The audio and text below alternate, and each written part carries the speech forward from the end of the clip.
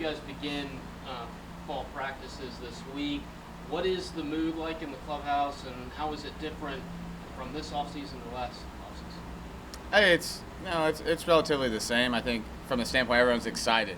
Everyone's excited to get going, and the key is to keep that enthusiasm throughout the year, because how you feel the first day is going to be different than you feel the fourth day, fifth day, and the 105th day. So it's about just maintaining that level of focus and just true joy and want to be out here, because the first day you feel great as far as health and all of that, and it's about doing the same thing over and over again, and no matter what the day is.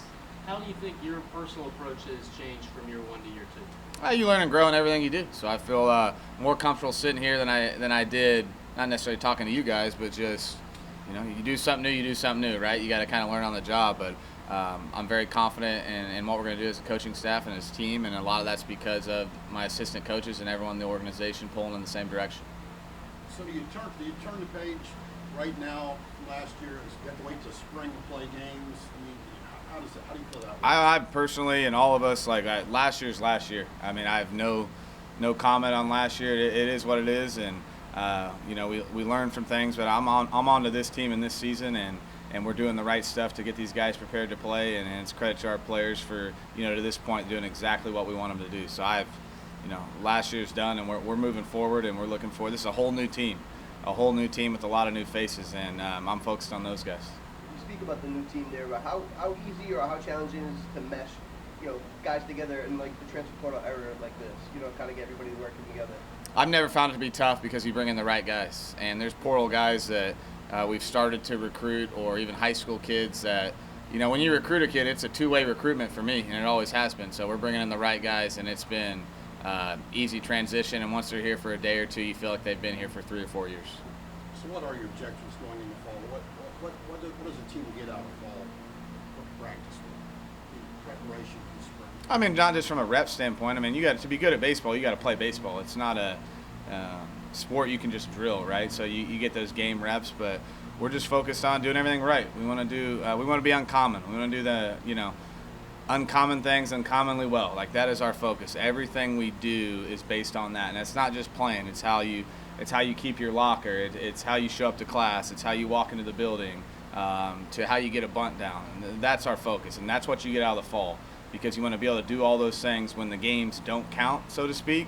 So when you get there, you've done it before, and the repetition's there, and it just becomes second nature to you, and you do what you do. When it comes to the pitching staff, you guys lost guys like Prager and Lampkin. So where does the staff sit on day one, and what are you hoping to see from the guys who are vying for spots in the rotation and the bullpen? It's going to be a battle, right? And we got a lot of good players that returned. Not only older guys that return, like we get Shane back, we get Weston back, we get Freshcorn back, and we also get those guys that were freshmen last year that I thought threw really well for freshmen. Gavin Lyons, Aiden Sims, Caden McCoy, and then, we did a really good job in the transfer portal getting guys that can really pitch. So it's going to be a battle. It's going to be a grind. There's no guaranteed spot. I don't have a Friday guy, Saturday guy, Tuesday closer, setup guy. So it's about competition. What I want to see is strikes and being competitive and, just competing on a day-to-day basis.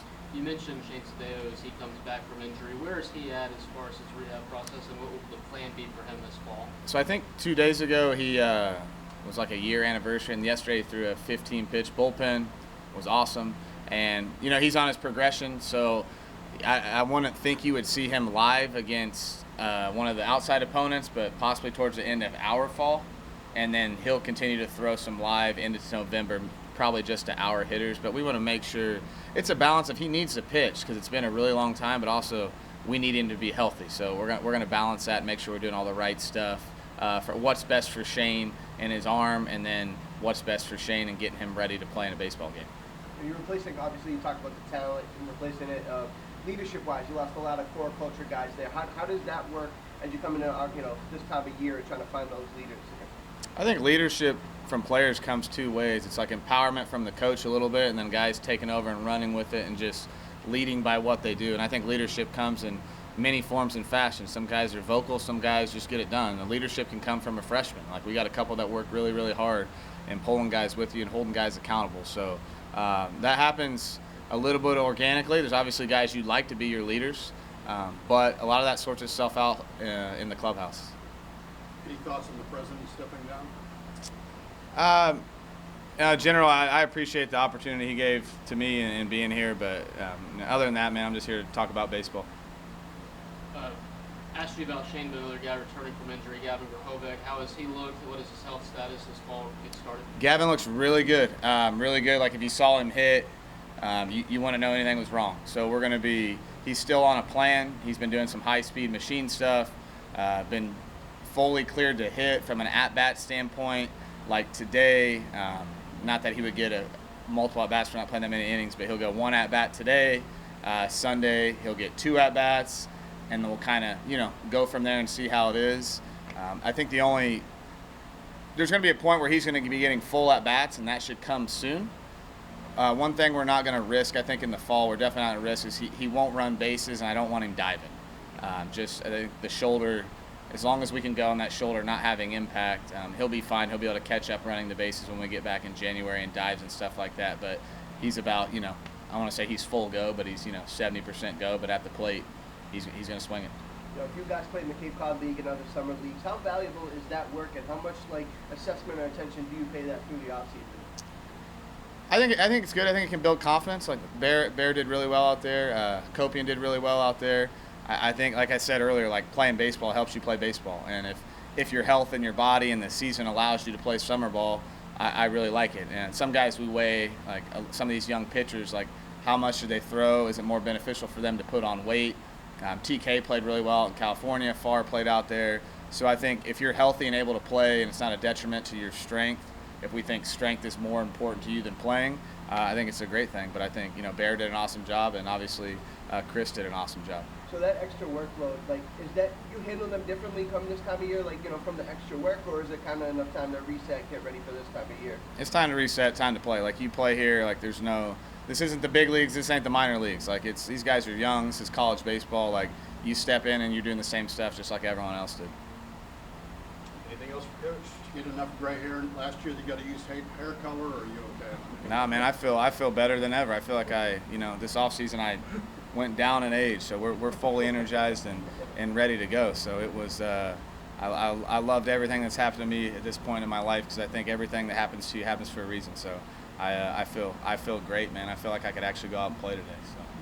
You touched on transfers a little bit. What have you seen from the Maryland transfer, Chris, so far? Yeah, speaking of Chris, he's been great. He's been awesome teammate, freaking beast in the weight room, everything you think of. He's had a little setback. He had a small fracture in his right hand, so he will be out for the fall, at least hitting. He's taking ground balls. It's not anything that needs surgery, just something he needs 4 weeks to heal. Got to see him hit for 2 weeks. It was great. It was just one of those things. He played summer. They said maybe just an overusage deal. Nothing major, nothing to be overly concerned about, especially for me as a hitter, being his top hand as opposed to his bottom hand. Other than that, I want to let you guys know that. But other than that, he is awesome, fitting great. The guys love him. He's really easy to respect. He came in and did what you should do as a new guy. I want to say he kept his mouth shut, so to speak, but he's a normal guy and he worked hard. And he's a guy that I've talked to. Like, he needs to be a leader on this team. Like, what he does is contagious. He works extremely hard. And yeah, I'm just really glad he's here. I mean, portal comes out. Our personal opinion, and a lot, we thought he was the best, not only hitter in the portal, but overall player in the portal. And getting a guy like that in your program, not only because he's a good player, but when we met him on the visit, we're like, okay, this guy fits what we do. He fits Texas A&M, and we think he's going to make us really, really good. Which hand is it? It's his right hand. And then last thing for me, Coach, I know you're an Indiana guy. Last week beating Notre Dame, I know you and your son went up there. What was that experience like? That was that was absolutely incredible. I mean, you know this. I mean, that's the second time I've ever rooted against Notre Dame. I mean, I was up there with all the Aggies, and it was amazing. And what a cool game to watch. And so we were up there. They had all at A&M. We were kind of up in almost a U shape in the upper bowl. And I have some family by me that's Notre Dame fans, so the whole game there. And then I've never seen the air get taken out of a stadium, like hearing it just stop.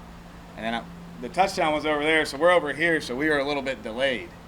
So he gets it, and you don't really know if he has it, and you look at the video board, and you look back, and he got it, and it was just an explosion from the upper deck. So that was cool. So, but moving forward, I'll be rooting for both teams again. But it was it was unbelievable. I mean, the fan base traveling there was great. I had an awesome time, and I just a huge fan of Coach Elka, like just massive fan of him and what he's doing. And I love seeing Marco Jones on kickoff, just making sure he stays healthy and all those things. But yeah, it was a super cool experience, and I'm just really glad that A&M came out on top.